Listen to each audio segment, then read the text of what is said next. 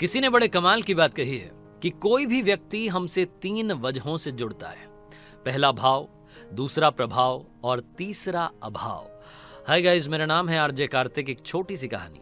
ये कहानी एक बुजुर्ग व्यक्ति की, जो रेलवे स्टेशन पर बैठे हुए थे, अपनी ट्रेन का इंतजार कर रहे थे। उनकी ट्रेन 15 मिनट लेट थी।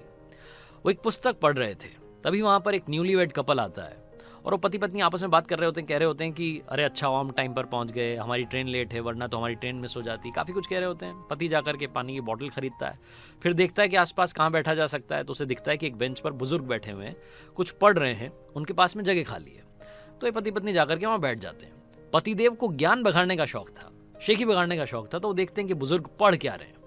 गौर से देखता है तो मालूम चलता है कि बुजुर्ग जो थे वो हमारा पवित्र ग्रंथ रामायण पढ़ रहे होते हैं।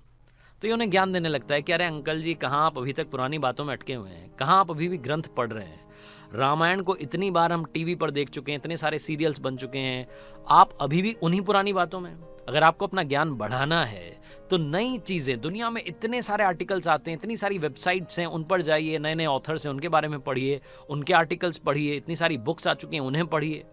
और अगर आपको देखने का शौक है तो इतनी सारी सीरीज़ हैं, इतनी सारी मूवीज अवेलेबल हैं। आजकल तो OTT प्लेटफॉर्म्स हैं, वहां पर जाइए, वो देखिए। काफी कुछ वो कह रहा होता है। बुजुर्ग कुछ नहीं बोलते, मुस्कुरा रहे होते हैं और अपना जो पढ़ रहे थे वो पढ़ रहे होते हैं। उसके बाद में अचानक से ट्रेन के हॉर्न बजने की आवाज आती है। ये लड़का अपना ज्ञान दे रहा होता है। ट्रेन प्लेटफॉर्म पर आ जाती है। बुजुर्ग उठते हैं, अपना बैग उठाते हैं, पीछे वाले दरवाजे से ट्रेन में चढ़ जाते हैं। भीड़ होती है तो अगले वाले दरवाजे से लड़का चढ़ जाता है। उसके बाद में ट्रेन 1 मिनट के अंदर वहां से रवाना हो जाती है और 2 मिनट के बाद में अफरा तफरी मचती है। ट्रेन फिर से रुक जाती है, चेन पुलिंग होती है। बुजुर्ग पूछते हैं कि क्या हो गया। तो कोई बताता है कि सर वो एक लड़का आगे चढ़ा था, उसकी पत्नी पीछे प्लेटफॉर्म पर छूट गई है।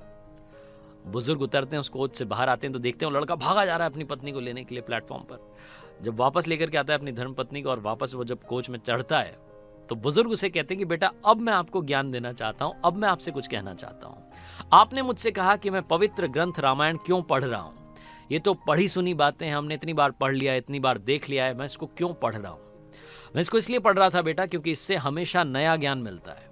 और अगर आपने ये रामायण पढ़ी होती तो आपको मालूम होता कि जब भी कभी यात्रा करें अपनी फैमिली के साथ में, अपने बच्चों के साथ में, पत्नी के साथ में, तो पहले उन्हें चढ़ाएं, उसके बाद में खुद को चढ़ना चाहिए।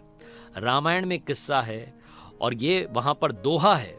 जब प्रभु श्री राम रवाना होते हैं वनवास के लिए अपने छोटे भाई लक्ष्मण के साथ में और माता सीता के साथ में, तो सबसे पहले रथ पर माता सीता को चढ़ाते हैं।